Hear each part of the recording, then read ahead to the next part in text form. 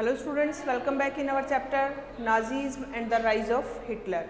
और इस चैप्टर में हमने क्या डिस्कस किया था कल की क्लास में कि फर्स्ट वर्ल्ड वार जो है उसका इफ़ेक्ट जो है वो यूरोप पर क्या पड़ा था। और फर्स्ट वर्ल्ड वार का इफ़ेक्ट अगर हम देखें तो ये फर्स्ट वर्ल्ड वार किन किन के बीच हो रहा था, जैसा कि हमने डिस्कस किया था ये अलाइज पावर और किसके साथ हो रहा था, एक्सिस पावर्स का हो रहा था आपस में। और इस वार का इफेक्ट जो है वो क्या पड़ा कि वर्सेलीज की ह्यूमिलेटिंग और डिवास्टेटिंग ट्रीटी जो है वो हुई, क्योंकि एक्सिस पावर जो है इसमें डिफीट हो गया था, अलाइज पावर जो है वो विक्ट्री में था। ठीक है, इसके बाद हमने वार के इफेक्ट में देखे तो ये जो सारा मैटर जो है इस वार का जो जिसको हम कह सकते हैं कि जिम्मेदार रिस्पॉन्सिबिलिटी जो है वो किसको दी गई, वेमर रिपब्लिक को दी गई। और जो लोग वेमर रिपब्लिक को सपोर्ट कर रहे थे उनको टारगेट बना लिया था किसने, कंजर्वेटिव नेशनलिस्ट सर्किल्स ने, कि ये सारी जिम्मेदारी वेमर रिपब्लिक की है, इनकी वजह से ये वर्ल्ड वार हुआ, इन्हीं की वजह से ये ह्यूमिलेटिंग वर्सेलिस की ट्रीटी हुई और अब जो है इन्हीं की वजह से ये सब झेलना पड़ रहा है। तो इसके चलते जो है ये जो कंजर्वेटिव नेशनलिस्ट लोग जो थे इन्होंने इजीली टारगेट बना लिया किसको, वेमर रिपब्लिक, जिसमें सोशलिस्ट हैं, कैथोलिक्स हैं, डेमोक्रेट्स हैं, इन सबको टारगेट बना लिया। अब हमने देखा कि भाई यूरोपियन सोसाइटी जो है उस पर फर्स्ट वर्ल्ड वार जो है उसका बहुत ही डीप इफेक्ट जो है वो देखने को मिला। लोगों का जीवन जो है वो बहुत ज़्यादा परेशानी भरा था। जैसे सबसे पहले अगर हम देखें तो सोल्जर्स की लाइफ को इन्होंने, मीडिया जो है उसने तो कैसा बताया, बहुत ज़्यादा ग्लोरीफाइड किया ट्रेंच लाइफ को, लेकिन एक्चुअली वो ग्लोरीफाइड था नहीं, वास्तविकता में ऐसा था नहीं। उन्होंने बहुत ज़्यादा मिजरेबल लाइफ जो है वो उन ट्रेंच में बिताई थी। ठीक है, इसके बाद हमने देखा डेमोक्रेसी जो है वो Indeed a young and fragile idea, कि लास्ट में कंक्लूजन ये निकलता है कि डेमोक्रेसी वास्तविकता में एक यंग और एक फ्रेगाइल यानी इजीली ब्रेकेबल आइडिया है, जो युद्ध के दौरान यूरोप में जो इनस्टेबिलिटी जो चल रही थी उनमें सरवाइव नहीं कर सकता था। ठीक है, आज हमें डिस्कस करना है political radicalism and economic crisis, कि किस तरीके से पॉलिटिकल और रेडिकलिज्म जो है राजनीतिक और उग्रवादी था, एग्रेसिवनेस जो है, और उसके बाद इकोनॉमिक क्राइसिस कैसे आया यूरोप में।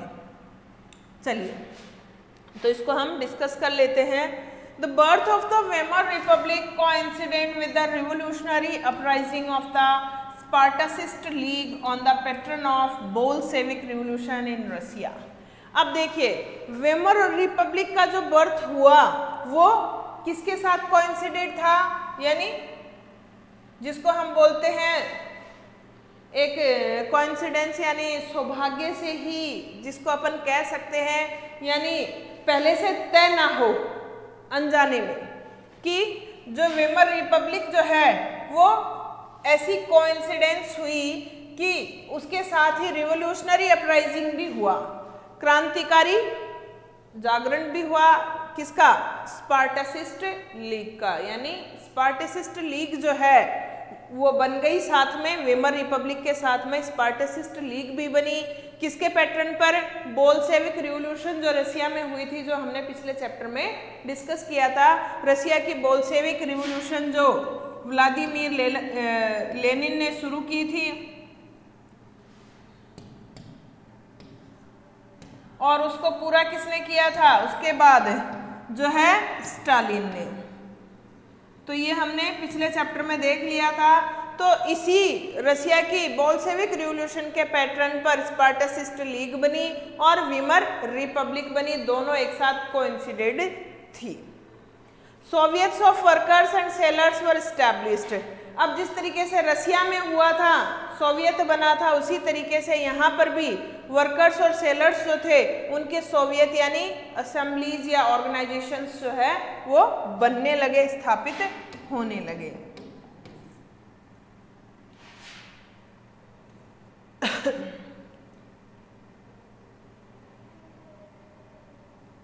कहाँ बनने लगे, इन मैनी सिटीज, बहुत से शहरों में अब सोवियत जो है बनने लगे थे, किनके, वर्कर्स और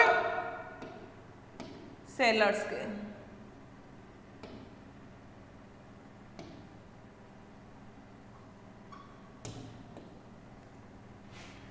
The political atmosphere in Berlin was charged with demands of Soviet style governance.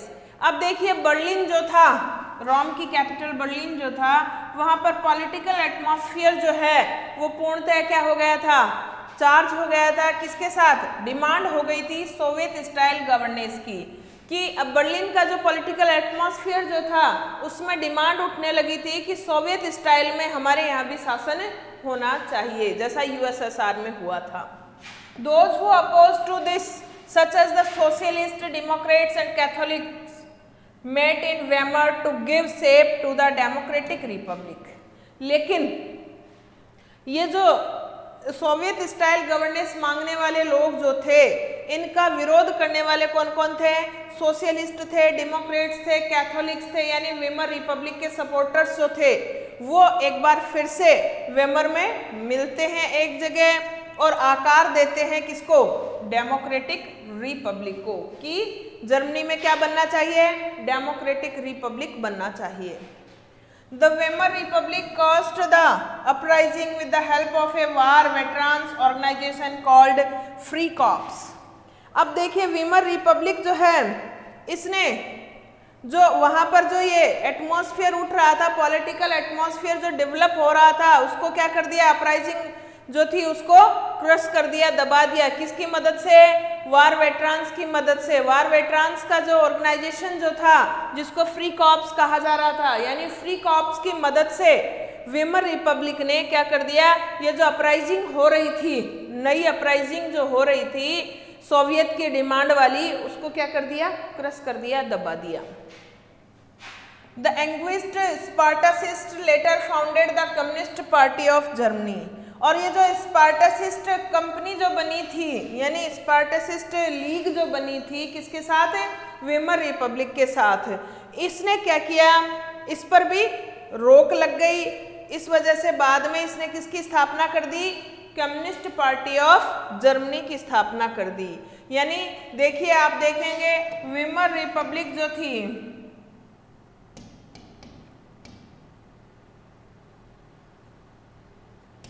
इसी के साथ जो है स्पार्टासिस्ट जो है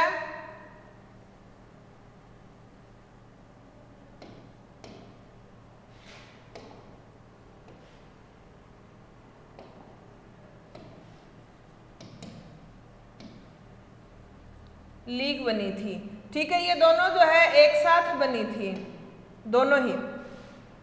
अब देखें अपन, तो ये स्पार्टासिस्ट लीग जो है इसको एंग्विश कर दिया गया था, रोक दिया गया था, तो बाद में इसकी जगह किसकी स्थापना हुई? कम्युनिस्ट पार्टी ऑफ जर्मनी की स्थापना हो गई। Communist and socialist henceforth became irreconcilable enemies and could not make common cause against Hitler.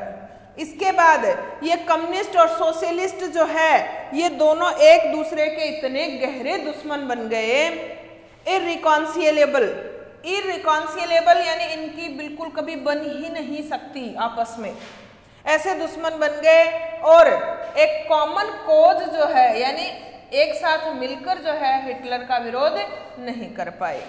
Both revolutionaries and militant nationalist craved for radical solutions का। अब देखिए, ये दोनों जो रिवोल्यूशनरीज और मिलिटेंट नेशनलिस्ट जो थे, इन्होंने क्या कर दिया? Craved for radical solutions. दोनों ने मिलकर कहाँ पहुंच गए कि अब क्या होना चाहिए? इसका रेडिकल सॉल्यूशन ही होना चाहिए, एग्रेसिव सॉल्यूशन ही होना चाहिए। यानी ये दोनों तो एक साथ हो नहीं पाई, ये इररिकंसाइलेबल थी, आपस में इनकी बातचीत थी नहीं। तो रिवोल्यूशनरीज और एक तरफ मिलिटेंट नेशनलिस्ट, दोनों ने क्या कर दिया? रेडिकल सॉल्यूशन का रास्ता साफ कर दिया। Political radicalisation was only heightened by the economic crisis of 1923। और ये जो पॉलिटिकल रेडिकलाइजेशन जो था, एग्रेसिवनेस जो थी, इसको ऊंचाई जो है वो किससे मिली? इकोनॉमिक क्राइसिस जो था 1923 में, उससे मिली। क्योंकि आप देखेंगे कि वर्ल्ड वार जो है वो 1914 से 1918 तक चला था। इसके बाद जो है क्या आया था, इकोनॉमिक क्राइसिस आ गया था, क्योंकि युद्ध में जो है बहुत ज़्यादा पैसा जो है वो खर्च हुआ था।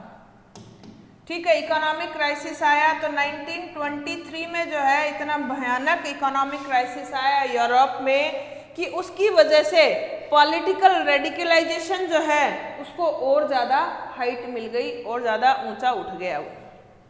Germany had fought the war largely on loans and had to pay war reparations in gold. अब देखेंगे हम कि फर्स्ट वर्ल्ड वार में जर्मनी जो है वो इस युद्ध को किससे लड़ रहा था, लोन लेकर लड़ रहा था। उसके पास तो पैसा था ही नहीं, सारा पैसा जो है वो उधार लेकर लड़ रहा था और फिर हार भी गया तो उससे वर्सेलिस की ट्रीटी के अकॉर्डिंग जो है जुर्माना भी लिया गया, कंपनसेशन भी लिया गया। तो उसने वो पैसा जो है वार का रिपेरेशन जो है वो किस में चुकाया, गोल्ड में, सोने में। अब this depleted gold reserves at a time resources were scarce. अब देखिए इससे क्या हो गया, जर्मनी के पास जो गोल्ड रिजर्व जो थे वो डिप्लीट हो गए, यानी खत्म हो गए युद्ध के समय। और हमने देखा कि वहाँ पर जो राइनलैंड वाला जो रिसोर्सफुल एरिया जो था वो भी उससे छीन लिया गया था वर्सेलिस की ट्रीटी के तहत। तो अब इसकी हालत कैसी हो गई थी कि इसके गोल्ड रिजर्व जो थे उस समय वो तो बिल्कुल डिप्लीट हो गए, खत्म हो गए, क्योंकि गोल्ड में ही इसने वार रिपेरेशंस जो है वो चुकाए थे। और इसके पास रिसोर्सेज जो थे वो भी बहुत ही स्केर्स थे, न के बराबर थे, क्योंकि रिसोर्स वाले एरिया जो थे वो भी इससे स्नैच कर लिए गए थे। अब हम आगे बढ़ते हैं तो क्या देखते हैं, इन 1923 Germany refuse to pay and the French occupied its leading industrial area. अब हम क्या देखते हैं कि अब इसके गोल्ड रिजर्व जो है वो डिप्लीट हो गए और रिसोर्सेज जो है वो स्केर्स थे। अब उन स्केर्स रिसोर्स से जर्मनी क्या कर सकता था, क्या पे कर सकता था, नहीं कर पाता।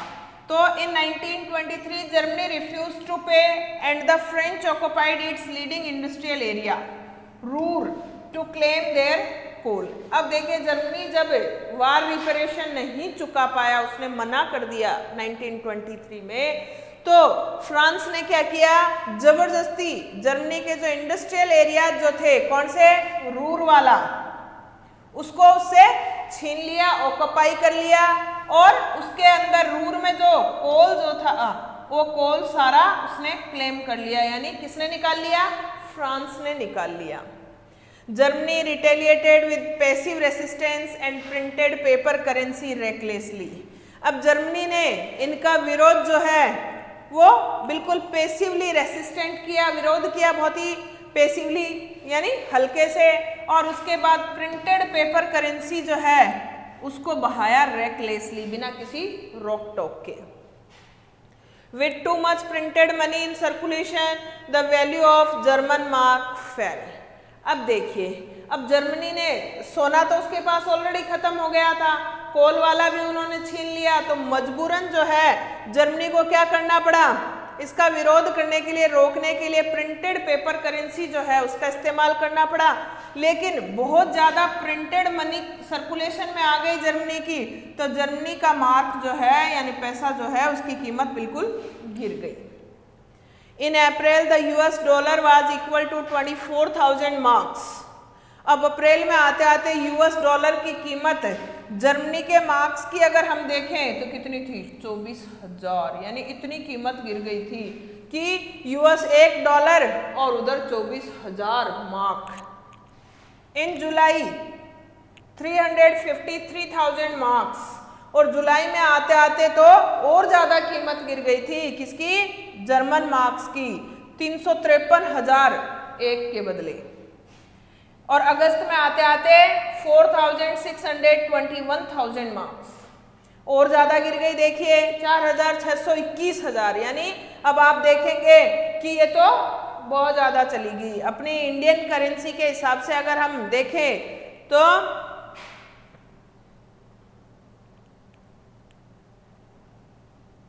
4 करोड़ रुपए हो गई ये, ठीक है। तो अब देखिए कितनी ज़्यादा कीमत जो है वो जर्मन मार्क्स की गिर गई थी। अब आगे बढ़ते हैं।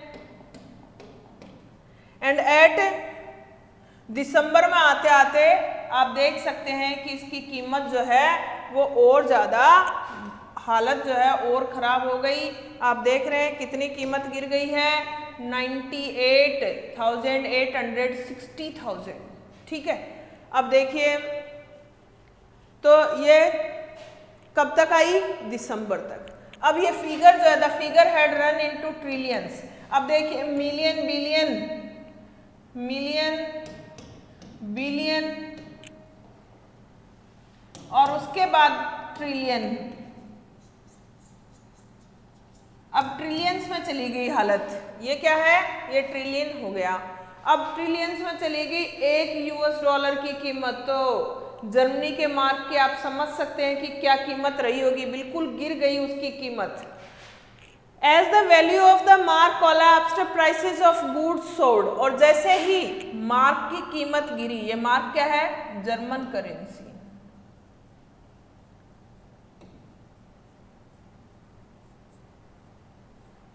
तो जैसे इसकी कीमत कोलैप्स होती है, गिर जाती है, गुड्स जो है उनकी प्राइसेस कैसी हो जाती है, सोर्ड, यानी बढ़ जाती है, महंगाई बढ़ जाती है। The image of Germans carrying cartloads of currency notes to buy a loaf of bread was widely publicized, evoking worldwide sympathy। अब देखिए एक ब्रेड का पैकेट लेने के लिए जाते तो खूब सारा, यानी गाड़ी भरकर रुपए की लेकर जाते, एक ब्रेड पैकेट के लिए गाड़ी भरकर रुपए लेकर जाते, तो कार्टलोड्स यानी गाड़ी भरकर करेंसी नोट्स की लेकर जाते एक लोफ यानी एक ब्रेड पैकेट लेने के लिए। अब इसको पब्लिश किया गया जनता को, यानी तस्वीरें इसकी जो है न्यूज़पेपर वगैरह में पब्लिश की गई ताकि वर्ल्ड वाइड सिंपैथी जो है वो किसको मिल सके, जर्मन्स को मिल सके कि जर्मनी जो है उसकी मिजरेबल कंडीशन हो गई है, जर्मनी को किसकी जरूरत है, सिंपैथी की जरूरत है। This crisis came to be known as hyperinflation। और ये विपत्ति या संकट जो था इसको किसका नाम मिला, हाइपर इन्फ्लेशन। इन्फ्लेशन महंगाई, हाइपर इन्फ्लेशन बहुत ज़्यादा महंगाई। A situation when prices rise phenomenally high, एक ऐसी स्थिति जिसमें कीमतें जो है वो बहुत ज़्यादा बढ़ जाती हैं, एकदम मतलब 100 गुनी ज़्यादा बढ़ जाती हैं। 100 गुनी क्या, यहाँ तो करोड़ गुनी ज़्यादा बढ़ गई थी। Eventually the Americans intervened and bailed Germany out of the crisis by introducing the Davos Plan, which revoked the terms of reparation to ease the financial burden on Germans। अब इस घटनावश जब ऐसी तस्वीरें पब्लिसाइज होने लगी कि भाई इनकी मिजरी देखिए, एक ब्रेड का पैकेट लेने के लिए इनको गाड़ी भरकर रुपए ले जाने पड़ते हैं, हालत देखिए बेचारों की। तो इससे क्या हुआ, अमेरिकन्स जो हैं उन्होंने इंटरवेन किया, बीच में हस्तक्षेप किया और उसके बाद bailed Germany out of the crisis, Germany को इस संकट से बाहर निकाला, किसके जरिए, डावेस प्लान के जरिए। विच रीवर्क्ड द टर्म्स ऑफ रिपेरेशन। और इस डावेस प्लान के तहत जो है, जो ट्रीटी हुई थी वर्सेलीज की, उसकी टर्म्स को फिर से जो है चेंज किया गया और थोड़ा ईज यानी आसान बनाई गई फाइनेंशियल बर्डन जो जर्मनी पर थी। भाई वार रिपेरेशन उससे लिया जा रहा था, तो वो रिपेरेशन की जो शर्तें जो थी उनको एक बार फिर से रीवर्क किया जाता है और फिर जो है क्या किया जाता है, थोड़ी आसान बनाई जाती है कि जर्मनी पर जो फाइनेंशियल बर्डन जो है उसको थोड़ा हल्का कर दिया जाए ताकि ये भी जो है इसको चुका पाए।